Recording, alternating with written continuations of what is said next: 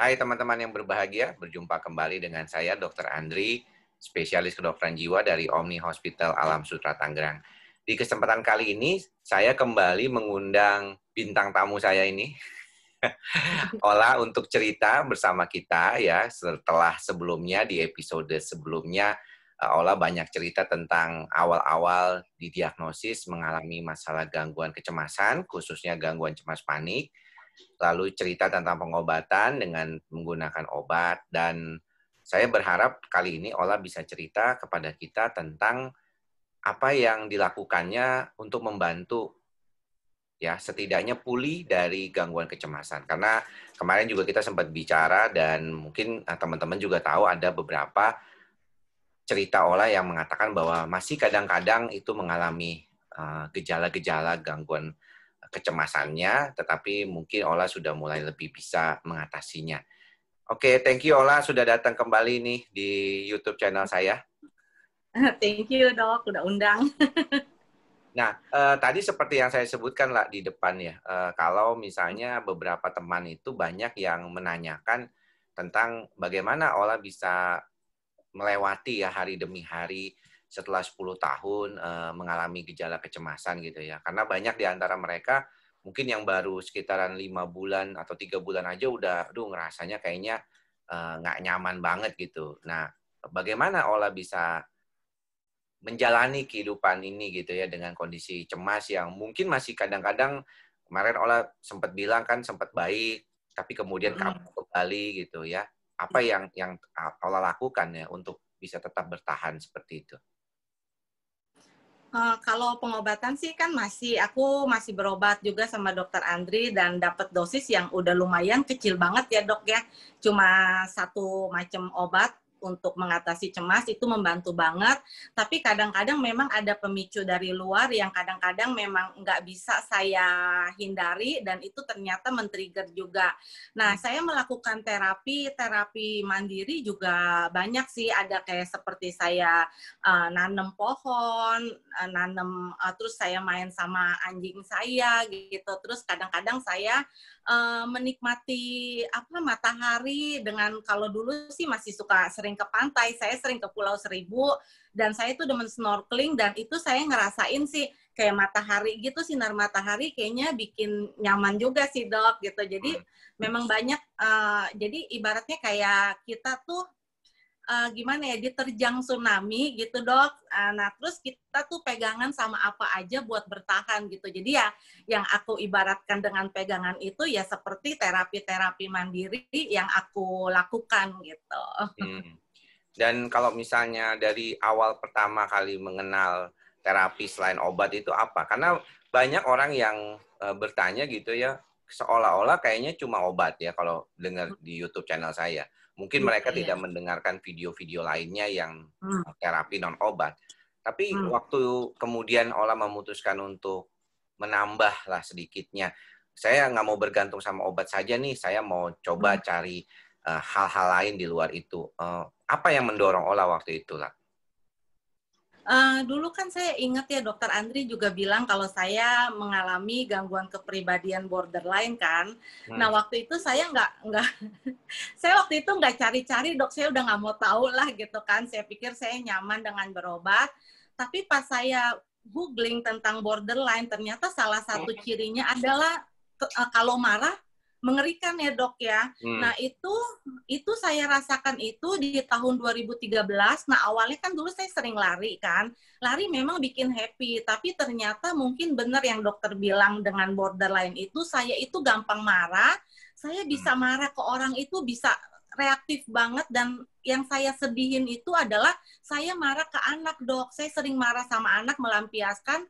Terus akhirnya pas saya tahu juga dari dokter tentang borderline, terus akhirnya saya juga menyadari kalau ini ternyata nggak boleh dibiarkan kan, takutnya anak saya juga mengalami tekanan atau apa. Nah awal-awalnya malah justru saya melakukan bertekad untuk menjadi vegetarian dok waktu itu di tahun 2014 sampai tahun 2015. Saya waktu itu punya alasan sendiri untuk menjadi vegetarian. Saya itu alasannya untuk mengontrol emosi supaya saya nggak emosi ke anak saya. Karena kan saya punya alasan gini, saya nggak mau makan makanan bernyawa. Saya nggak, berarti kan saya nggak mau menyakiti hewan. Berarti kalau saya mikirnya, kalau saya nggak mau nyakitin hewan, saya juga nggak boleh nyakitin anak saya. Jadi setiap saya mau marah, marahnya pasti marahnya orang borderline karena nggak jelas dok, nggak jelas sebabnya, dia juga nggak salah gitu kan. Kita marah aja gitu kan. Jadi setiap saya mau marah, saya mikir, saya kan vegetarian, saya nggak mau nyakitin hewan, nggak mau makan hewan, tapi kenapa saya nyakitin anak saya? Jadi itulah pertama terapi dimulai, ya akhirnya dengan menjadi vegetarian juga banyak sih pikiran yang akhirnya berubah dan menuju ke terapi-terapi mandiri lain yang saya lakukan. Ya. Mungkin saya ingin menjelaskan sedikit buat teman-teman apa yang dimaksud Ola tadi dengan gangguan kepribadian borderline ya. Jadi kalau misalnya di dalam ilmu kedokteran jiwa, seorang psikiater itu biasanya mendiagnosis secara klinis dan secara kepribadian. Ya, jadi ada aksis 1 dan aksis 2. Jadi orang itu misalnya gejala-gejala Ola seperti klinisnya itu kita bilang gejala panik. Makanya kalau Ola sudah mengalami serangan panik berulang sampai 3 kali dalam 1 bulan, kita bisa sebut sebagai gangguan panik. Nah, namun kita tahu bahwa setiap orang itu berbeda. Makanya kenapa orang beda, tipe kepribadiannya beda, cara pendekatan terapinya juga bisa berbeda. Nah, waktu itu misalnya kalau kita berbicara tentang fluktuatif emosi, nah kelihatannya memang pemenuhan gejala-gejala tersebut memenuhi kriteria kepribadian tertentu yang disebut kepribadian borderline atau kepribadian ambang. Nah, kepribadian ambang itu memang kalau di dalam praktek klinis lebih sering dikaitkan dengan orang yang mengalami gangguan depresi dan bipolar. Nah, sedangkan kemarin kita juga sempat bahas di beberapa kali video dan juga dengan Ola, yaitu pasien-pasien cemas itu bisa jadi gejalanya itu ada gejala-gejala depresi juga kalau sudah lama dia tidak dikendalikan karena kondisinya misalnya dia jadi hopeless karena kenapa cemas ini terus datang padahal saya tuh kayaknya nggak kenapa-napa gitu. Di samping itu juga masalah kepribadian ini menjadi salah satu problem. Jadi orangnya bisa gejala klinisnya cemas gitu ya, tetapi di dalam prakteknya mengalami masalah-masalah misalnya fluktuatif emosi yang sangat luar biasa gitu ya, gampang marah dan segala macamnya ini. Nah, ini yang seringkali teman-teman tuh suka melihat adanya perbedaan bahwa satu orang dengan orang lain yang sama-sama diagnosisnya gangguan kecemasan, itu bisa beda cara pendekatan klinisnya dan cara pendekatan terapinya juga beda karena punya kepribadian atau latar belakang kepribadian yang berbeda gitu. Nah, menurut Ola sebenarnya seberapa besar pengaruh dari kepribadian itu terhadap terapi ini? Artinya kalau misalnya tadi Ola bilang kayaknya sering emosi, sering merasa kesel gitu ya, itu apakah memang memicu secara langsung kecemasannya atau ada cara kenapa bisa sampai mempengaruhi cemasnya lah? Kalau aku sih dulu kan dok, jadi emang berkaitan sih. Jadi kayak misalnya abis marah, terus aku merasa nyesel, jadi depresi, jadi nanti kena panic attack kayak gitu. Jadi memang jadi kayak lingkaran setan kayak begitu dok. Nah makanya waktu itu ketika saya menyadari, akhirnya ya saya pikir, maaf. Nggak apa-apa, nggak apa-apa.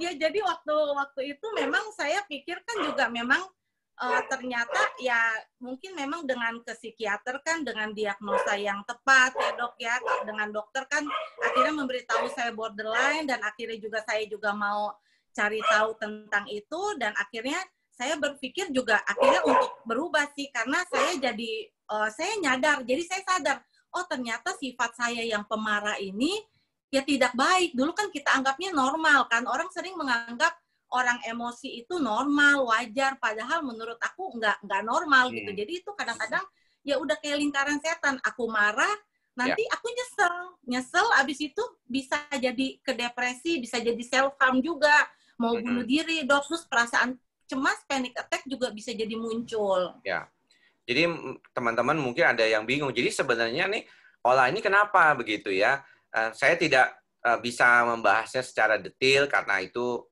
sesuatu yang berkaitan dengan kondisi pasien.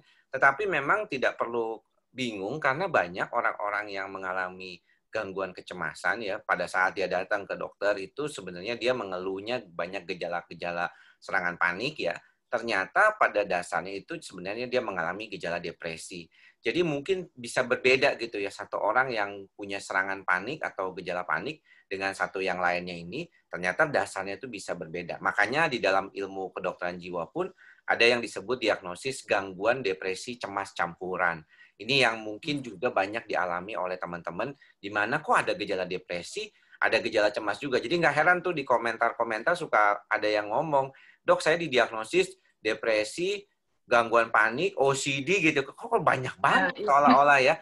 Saya kemarin sempat jelaskan sih di mana di salah satu video tentang media sosial, tetapi mungkin tidak banyak yang menonton karena ada beberapa orang seringkali merasa bahwa apaan tuh fobia sosial. Padahal fobia sosial itu adalah yang sering orang sebut tuh katanya ansos. Jadi sebenarnya tuh salah sebenarnya. Ansos itu kan antisosial.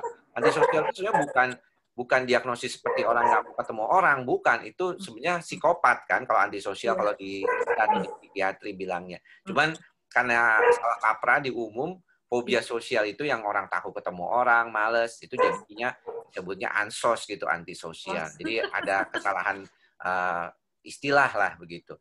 Nah, tadi selain vegetarian, apa yang Ola lakukan lainnya? Tadi udah melakukan aktivitas seperti hobi, kemudian juga mencoba berolahraga juga, walaupun kadang-kadang olahraga ketemu banyak orang, kalau untuk pasien yang borderline itu seringkali jadi konflik ya, malah yang menjadi pemicu kan. Nah, ketika Ola menyadari bahwa iya ya, kalau saya tuh banyak menyimpan marah, kemudian akhirnya menjadi salah satu pemicu. Apa yang Ola lakukan itu untuk membantu Ola mengurangi kecemasan dan marah itulah? Iya, waktu itu sih kalau aku sih ya yang itu yang akhirnya mengontrol emosi aku dengan menjadi vegetarian, dan itu cukup berhasil, Dok. Dan terus aku juga berusaha sih menghindari sih kalau misalnya sesuatu membuat cemas kan pasti nggak nyaman. Jadi ada beberapa memang yang aku hindari seperti nonton berita pun gitu kan bisa bikin cemas itu kan. Jadi apa yang bisa dihindari saya hindari karena ada beberapa hal seperti misalnya kita di kantor ketemu bos yang memang udah nggak bisa dihindari dan nggak bisa kita ngerubah mereka kan. Jadi ya aku berusaha jadi ibaratnya ya ada tempat di sini buat hal yang nggak bisa dihindari. Jadi sebagian hal lainnya ya aku hindari sih seperti nonton berita terus atau baca-baca berita buruk kayak gitu, Dok. Nah, apakah misalnya banyak orang yang mengatakan, dok, apa sih dok psikoterapi gitu ya? Banyak dari mereka yang menginginkan psikoterapi gitu ya. Dan secara singkat kan saya bilang bahwa psikoterapi adalah terapi psikologis atau kita bilang tuh talking terapi, terapi bicara. Orang dengan bicara sebenarnya dia mengungkapkan apa yang dia pikirkan, kemudian si terapisnya itu seringkali misalnya melakukan konfirmasi atau kadang-kadang sedikit meng-counter walaupun tidak langsung secara umum, tetapi dalam perkembangannya itu dianggap bisa membantu untuk orang itu menyadari dirinya. Nah, apakah Ola menjalani juga psikoterapi lah? Selain daripada konsultasi dengan saya yang mungkin tidak terlalu bisa dibilang psikoterapi ya, lebih kepada konseling gitu ya. Apakah Ola menjalani psikoterapi khusus dengan psikolog ataupun psikoterapis lah? Iya, saya ngejalanin juga dengan psikolog dan juga psikoterapis, Dok. Nah, itu sih kalau menurut saya ya, kalau psikoterapi itu ibaratnya pikiran kita tuh, perasaan kita itu ibarat benang kusut, dan psikoterapi itu membantu kita seperti mengurai benang kusut itu gitu. Jadi kayak dia membantu mengenali perasaan aku, pikiran aku, dan mungkin kalau yang terakhir-terakhir ini sih aku sedang menjalani psikoterapi dengan psikoterapis, dan itu dia seperti akhirnya menggali potensi yang ada. Jadi kayak misalnya ternyata misalnya aku ada jiwa penolong gitu. Jadi itu digali dan dilihat positifnya untuk aku tuh apa kayak gitu sih. Jadi sebenarnya ya kalau ke psikolog dan ke psikiater itu ya sebenarnya sih juga nggak usah malu sih, karena kadang-kadang juga psikiater pun nggak tentu ngasih obat terus kan. Kadang-kadang dia melakukan kadang-kadang juga melakukan terapi dengan psikoterapis. Memang kadang-kadang juga nggak selalu sebenarnya obat kan, kayak dokter aja kadang-kadang suruh saya berhenti obat, kan kita selalu konsultasiin ya dok ya, tapi kadang-kadang apakah akunya udah merasa siap untuk lepas obat, itu kan juga keputusannya juga akhirnya di tangan aku juga gitu. Ya, karena kita berharap sih obat itu lebih ke sifatnya suportif ya, dalam artian banyak orang mengeluhkan mengapa kok dia tergantung dengan obat gitu ya. Saya balik bertanya biasanya ke teman-teman yang bertanya seperti itu, apakah memang teman-teman sendiri yang menggantungkan dirinya kepada obat? Banyak di antara mereka mengatakan, iya kalau saya nggak makan obat, saya merasakan kayaknya gejalanya itu kambuh kembali. Kemudian saya jadinya agak takut lepas obat gitu. Apalagi dokter saya menyuruh tidak perlu minumnya tuh dilepas seperti itu. Namun saya pikir kalau misalnya seperti Ola tadi katakan, kalau memang diri kita sudah siap, kita punya backup di mana otak di kita itu menjadi lebih tentram, lebih damai, kemudian gejala kecemasannya berkurang, maka biasanya sih gangguan cemasnya tidak akan bertambah ya, bahkan bisa diredakan. Nah tadi Ola sedikit menyinggung tentang terapi menolong ya, dan waktu itu kita sempat bicara ya, saya masih ingat banget bagaimana Ola menjadi volunteer ya atau relawan untuk menyelamatkan anjing-anjing liar gitu. Nah, bagaimana tuh Ola bisa waktu itu melakukan upaya apakah dengan cara menolong makhluk lain selain jadi vegetarian juga Ola mendapatkan suatu ketenangan seperti lah. Ya waktu itu dok sebenarnya saya awalnya kan adopsi anjing dulu dari shelter. Nah waktu itu saya adopsi aja gitu anjing dari shelter, tapi ternyata itu saya waktu adopsi pada saat saya mengalami episode depresi terparah di tahun 2015 waktu itu. Nah itu pas saya mengadopsi anjing, saat saya dalam keadaan depresi, saya merasa saya nggak berharga, saya nggak berguna, saya nggak layak dicintai. Tapi ketika saya mengadopsi anjing, padahal ini kan cuma anjing kampung. Saya dulu nonton Hachiko kan, itu kan kisah nyata Hachiko, ya kan? Nah itu kan setia banget kan. Terus saya pikir, ini cuma di film doang kali. Tapi ternyata begitu saya ngadopsi anjing, berapa hari kemudian dia tuh mulai rutin dok nyambut saya di depan rumah, terus ekornya goyang-goyang, terus senyum gitu kan. Terus saya ngerasa pelan-pelan saya tuh ngerasa kayak perasaan saya yang nggak berguna, nggak layak dicintai itu pelan-pelan hilang dok. Kayak saya tuh ngerasa oh saya layak dicintai walaupun cinta yang datang itu dari seekor anjing, tapi saya jadi berasa bahwa cintanya anjing itu cinta yang nggak bersyarat gitu kan dok, dan mereka nggak pura-pura mencintai aku. Nah dari situ juga aku jadi tergerak untuk membantu teman-teman lain di komunitas rescuer, dog lover. Nah aku jadi ikut terjun ke situ untuk buat rescue anjing juga gitu. Jadi itu termasuk terapi juga sih saat kita menolong, jadi kita merasa ada kedamaian juga gitu dok. Ya, dan salah satu hal yang mungkin teman-teman perlu pahami juga dalam terapi menolong adalah punya sense of control ya yang baik. Artinya mengapa demikian? Kita pernah dengar kata pepatah yang mengatakan tangan yang memberi lebih baik daripada tangan yang menerima. Karena apa demikian? Sebenarnya karena ketika kita memberi, itu kita yang punya kontrol kan. Kalau Ola misalnya atau teman-teman lain mau sumbang sesuatu, kan Ola yang nentuin, saya mau sumbang 10.000, 100.000, 50.000 gitu ya. Sedangkan yang menerimanya kan cuma ngarepin kira-kira berapa nih ya saya di ini. Jadi sense of control-nya tuh ada di Ola gitu, ada di teman-teman yang menolong. Sehingga kalau di dalam kedepannya, keadaan bisa mengontrol itulah yang menyebabkan kita merasakan lebih safe gitu, lebih aman gitu. Karena kita yang mengontrol. Sama aja kayak ketika kita mengalami kecemasan. Ketika kita mengetahui bahwa kita tuh bisa berada pada situasi yang aman, kalau kita mau jalan dari satu tempat ke tempat yang lainnya naik mobil, merasa aman, itu akan membuat dia lebih bisa mengontrol dirinya. Nggak heran kan banyak pasien-pasien gangguan cemas itu kalau dia naik mobil sendirian, dia takut gitu. Karena dia khawatir apakah bisa gejalanya itu tidak timbul pada saat dia dalam keadaan sendirian. Bagaimana dia bisa freak out gitu, ketakutan yang luar biasa kalau serangan paniknya datang dalam proses dia naik mobil, makanya jarang yang berani, kebanyakan minta temenin, apalagi kalau di jalan Iya. tol seperti itu. Jadi sebenarnya hal-hal seperti tadi yang Ola bilang menolong, ya, mendapatkan cinta yang tulus, dicintai.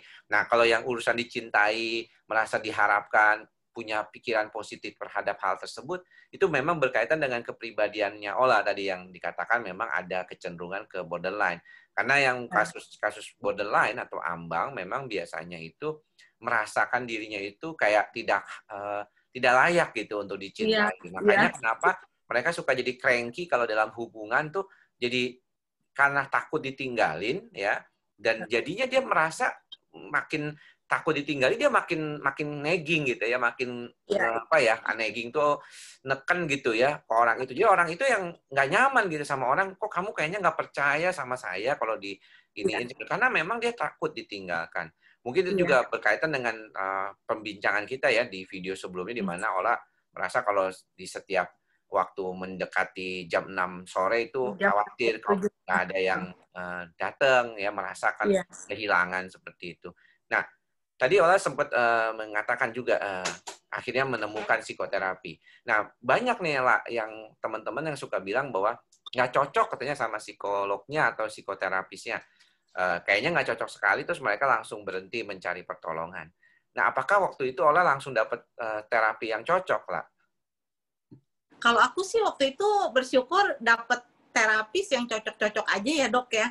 Atau Hmm. mungkin juga memang aku juga demen demen ngobrol dengan profesional karena aku sendiri orangnya dari kecil nggak bisa curhat sama mama, sama nggak ada papa juga gitu kan. Jadi aku lebih seneng curhat istilahnya dengan konsul dengan profesional. Tapi saat itu sih aku nemu cocok-cocok aja. Tapi memang mungkin buat sebagian psikoterapis atau psikolog, mereka punya metode yang berbeda ya dok ya.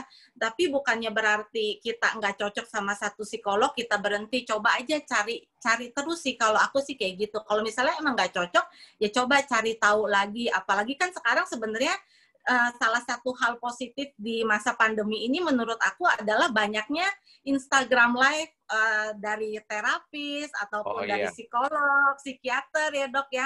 Yang iya. sebenarnya kan itu juga gampang bisa kita ikutin kapan aja dan gratis kan sebenarnya. Cuma kadang-kadang orang orang nggak mau gitu dok, tahu mereka bermasalah, pengen curhat tapi nggak mau belajar gitu. Kadang-kadang memang ada yang seperti itu Hmm. juga sih dok, teman-teman saya juga ada yang begitu.